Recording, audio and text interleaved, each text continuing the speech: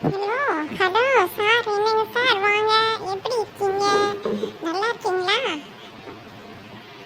ஆமாம் தம்பி, ரொம்ப நல்லா இருக்கேன். 10 நாளைக்கு முன்னால் உங்களை பார்த்தேன்னு நினைக்கிறேன். ஆ ம், சரி. என்னங்க தம்பி, இந்த ஸ்கூலுக்கு எதுவும் போகலையா? ஆ சார், போயிட்டு இருந்தேன் சார். ஸ்கூலுக்கு நான் போயிட்டு இருந்தேன் சார். இன்னைக்கு கொஞ்சம் ஆஃபடே, அதனால லீவு, வீட்டில் இருந்துட்டேன். அப்புறம் எங்கள் ஸ்கூல் பக்கத்தில் ஒரு லேடிஸ் ஸ்கூல் தான் கொஞ்சம் தள்ளி இருக்குது. ஒன்லி லேடிஸ் தான் படிக்கிறாங்க. ஆனால் அந்த ஸ்கூலில் வந்து ஒரு விஷயம் நடந்தது சார். ஆ, தெரியும் தம்பி. அந்த ஸ்கூலை பற்றி ஒரு கதை விஷயம் நடந்ததுன்னா இல்லை, உங்கள் ஸ்கூலை பற்றிய ஒரு விஷயம் உனக்கு நான் சொல்கிறேன். அது என்ன சொல்லியிருப்பாங்க அப்படின்னு. அதாவது அந்த ஸ்கூலில் அந்த காலத்தில் ஒரு ஜமீன்தாரோட மாளிகையாக இருந்தது. அதை வந்து கவர்மெண்ட் அண்டர்டேக்கன் எடுத்த நாள்லேருந்து அதை வந்து ஒரு கவர்மெண்ட் ஸ்கூலாக ஆக்கிருச்சு. அந்த ஜமீன்தார் மாளிகை கட்டியிருந்தாங்க அந்த காலத்தில். நிறைய மரங்கள் உள்ளுக்குள்ளே சைடில் எல்லாம் பப்பாளி மரம், எல்லா மரமும் இருந்தது. அந்த பில்டிங்கை தான் இப்போ ஸ்கூலுக்கு அவங்க கொடுத்து அதை யூஸ் பண்ணிகிட்ருக்காங்க. இந்த பிள்ளைங்க அது ஒன்லி லேடிஸ் தான். அதனால் பிள்ளைங்கள்லாம் வந்து காலையில் வந்துட்டு ஈவினிங் கிளம்பும்போது சீக்கிரம் கிளம்புங்கன்னு சொன்னால் கிளம்ப மாட்டாங்க. இங்கிட்டு பாத்ரூம் பாதி போயிருப்பாங்களாம், இங்கிட்டு ஒரு பக்கத்தில் உக்காந்துக்கிட்டு விளையாடிக்கிட்டு வரமாட்டாங்க. எல்லாத்தையும் விரட்டி எல்லாத்தையும் வீட்டுக்கு அனுப்பி விட்டுட்டு அவங்க வந்து நல்ல கிளியராக அவங்க வந்து ஒரு 2 டீச்சர் அண்டர்டேக்கன் ஒவ்வொரு நாளைக்கு ஆல்டர்னேட்டிவ் டேஸாக அண்டர்டேக்கன் போட்டிருப்பாங்க. போட்டு அவங்க இருந்து கிளியராக பார்த்துட்டு பிள்ளைங்க, ஏன்னா லேடிஸ் ஸ்கூல் இல்லையா, பிள்ளைங்களுக்கு ஏதாவது பிரச்சனை வந்துடக்கூடாது அப்படின்னு சொல்லிட்டு அவங்க எல்லா ரூமும் செக் பண்ணி கிளியர் பண்ணி அவங்க முன்னால் வச்சு தான் வாட்ச்மேன் எல்லா ரூம் கதவையும் பூட்டி சாவி எடுத்துகிட்டு போவாராம். இவங்க செக் பண்ணி பார்த்துட்டு தான் எல்லா ரூம் கதவு ஒருத்தர் இல்லைன்னு சொல்லி அந்த 2 டீச்சர்ஸையும் நிற்க வச்சு பார்த்துட்டு தான் கதவை பூட்டிட்டு லாஸ்ட்டாக அவங்க வருவாங்க. இது வந்து என்னன்னு கேட்டிங்கன்னா, இந்த பிள்ளைங்க சீக்கிரம் ஸ்கூல் விட்டோன்னா போகுமா, போகாது. எங்கிட்டு ஓடமோ அங்கிட்டு ஓடமோ விளையாடவும் எங்கேயாவது பாத்ரூமில் போய் நின்றுக்கிடமோ, இப்படி ஒவ்வொருத்தரையாக விரட்டி போக முடியாது, ரொம்ப லேட் ஆயிடுது.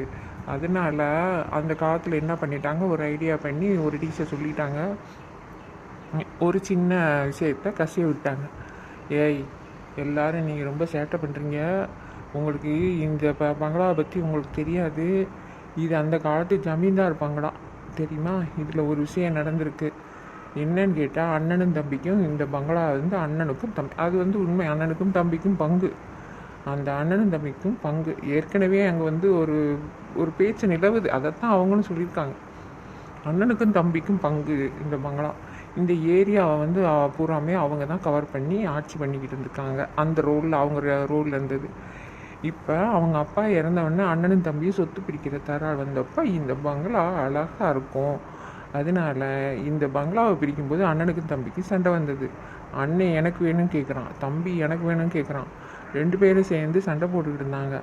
இந்த இதை விடக்கூடாதுன்ற ஒரு முடிவோட அண்ணன் வந்து எனக்கு கொடுறான்டான், தம்பி எனக்கு கொடுறான்டான். 2 பேரும் விடாமப்படியா சண்டை நடக்குது. சண்டை நடக்கல இந்த பங்களாவை எனக்கு கொடுக்கலன்னா நான் உன்னையும் குத்திப்புவேன் அப்படின்றான். அவங்க இந்த பங்களாவை நீ கொடுக்கலன்னா நான் உன்னையை கொண்டுருவேன் அப்படின்னு சண்டை நடந்துகிட்ருக்கு. அந்த சண்டை நடக்கல 2 பேரும் ஆளுக்கு, அந்த காலத்தில் வந்து ஜமீன்தார்னா வாள் வச்சுருப்பாங்களா, ஆளுக்கு ஒரு வாள் எடுத்து, ஏய் நீ எனக்கு பின்னால் பிறந்தவன், நான் சொல்கிறத கேளுடா அப்படின்னு.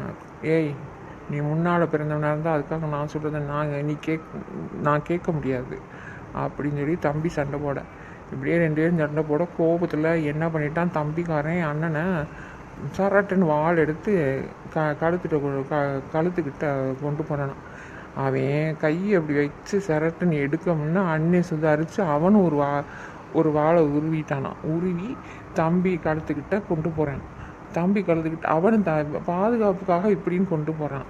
கொண்டு போகையில் அதுக்கு முந்தி தம்பி என்ன பண்ணால் அண்ணன் கழுத்த சரட்டுன்னு ஒரு வெட்டிடுறாங்க. அந்த தொண்டையோடு வெட்டிட்டானான், அப்படியே தலையோடு வெட்டிட்டானான். வெட்டவும் இவன் என்ன பண்ணுறான், அந்த ஆஹா நம்ம கழுத்தை அறுத்துட்டான்ற சுதாரிச்சுட்டு இவனும் அவன் கழுத்தை சரட்டுன்னு விட்டுனானான்.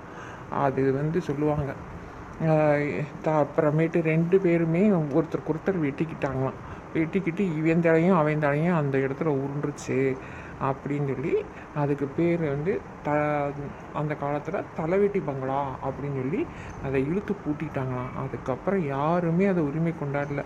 சும்மா கொடுத்தா கூட எங்களுக்கு வேணாம்னு எல்லாரும் அலறி அடித்து ஓடுனாங்களாம். அப்படின்ற ஒரு கதை வந்து இந்த பகுதியில் நிலவுச்சு. அந்த கதையை இந்த டீச்சரம்மா பிள்ளைங்கள்கிட்ட கொஞ்சம் ஒரு சில பிள்ளைங்கக்கிட்ட கூப்பிட்டு சொல்லி, இங்கே பாருங்கள் அந்த காலத்தில் இப்படிலாம் நடந்திருக்கு, நல்லதோ கெட்டதோ தெரியாது, நீங்கள் எல்லாரும் 5 மணிக்கு ஸ்கூல் முடியுதுன்னு சொன்னால் 5 மணிக்கு கரெக்டாக எல்லோரும் இடத்த விட்டு ஓடி போயிடுங்க. அதுக்கப்புறம் யாராவது தெரியாமல் நாங்களும் செக் பண்ணி தான் பூட்டிகிட்டு போகிறோம், யாராவது உள்ளே மாட்டினீங்கன்னா அதுக்கப்புறம் அவன் பொறுப்பு நாங்கள் கிடையாது அப்படின்னு அந்த அம்மா அந்த கதையை லீக் அவுட் பண்ணி விட்டாங்களாம். விட்டால் அன்னையிலேருந்து ஒரு பிள்ளைகிட்ட சொன்னால் பத்தாதான் ஸ்கூலே சொல்லிச்சா. அந்த காலம் எங்கள் அம்மா படிக்கிற காலத்துலேருந்து இந்த கதை நிலவுது அப்படின்னு எங்கள் அம்மா சொன்னாங்க. அந்த காலத்துலேருந்து வர்ற பிள்ளைங்கிட்ட பூரா இதை சொல்லி 5 மணிக்கு ரெடியாக அவங்க ஒருத்தையும் கூட உள்ளே இருக்க மாட்டாங்க. இவங்க சொல்ல முன்னே அவங்களே 4:30 மணிக்கெலாம் வெளியே எழுந்திரிச்சு ஓட ஆரம்பிச்சிருவாங்களாம். அந்த மாதிரி பயம் வந்து ஓட ஆரம்பிச்சிட்டாங்களாம். நிஜம் போலயே அந்த மரங்கள், இந்த பப்பாளி மரம் 2 மரம் இருக்குமா எங்கள் அம்மா சொல்லுவாங்க. அந்த மாடியில் அவங்க ஒரு 9th ஸ்டாண்டர்ட் படிக்கும்போது பப்பாளி மரம் 2ம் ஒன்றுக்கு ஒன்று பெருசாக இருக்குமா. 2ம் க்ரீஸ்னு ஒன்றுக்கு ஒன்று வராயும்போது ஒரு சத்தம், அப்படி ஒரு சத்தம் கேட்குமா அந்த ஏரியாவில். க்ரீஸ்னு சத்தம் கேட்குமா. அப்புறம் நிறைய ஆந்தைகள் அந்த பக்கம், இந்த புறாக்கள் படபடன்னு இருக்குமா. நைட்டில் ஆந்தைகள் இருக்குமா. அந்த நாளில் வந்து அந்த 6-7 மணி ஆயிடுச்சு, எல்லாம் கிளம்பிட்டாங்கன்னா ஒரு நேரத்துக்கு சத்தம் கொடுக்குங்க. அது வந்து ஒரு மிரட்டலான பயமாகவே இருக்குமா. அது எங்கள் அம்மாவே சொல்லியிருக்காங்க. அது நிஜமோ பொய்யோ அது தெரியாதுப்பா, எங்கள் காலத்துலேருந்து சொல்லி வந்த கதை அப்படின்னு. இன்னமும் அதைத்தானே சொல்லியிருப்பாங்க, அதைத்தானே சொல்லியிருப்பாங்க. அந்த ஸ்கூலை பற்றிய கதை அதுதான்டா, வேற ஒன்றும் இல்லைடா தம்பி. ஆமாங்க சார், நான் நீங்களே சொல்லிட்டீங்களே, அந்த ஸ்கூல்ல ஒன்று கரெக்டாக சொல்லிட்டீங்க, வேற ஒன்றும் இல்லையே சார் மேட்ரு. அதனால இது எல்லாருக்கும் தெரிஞ்சதுன்னா தெரியாதோன்னு நினைச்சு சொல்லுவோம் நினைச்சேன் சார். அதெல்லாம் ஊரில் நிறைய பேருக்கு தெரியும்டா. இப்போ உள்ளவங்களுக்கு தான் தம்பி தெரியாது. இப்போ உள்ளவங்களுக்கு மறந்துருக்கும். அது அந்த காலம் எங்கள் அம்மா படித்த காலத்துலேருந்து எங்கள் அம்மா எனக்கு அந்த கதையெல்லாம் சொல்லியிருக்காங்கடா. அதனால் எனக்கு தெரியும். சரி நம்ம நேராச்சு போவோமா?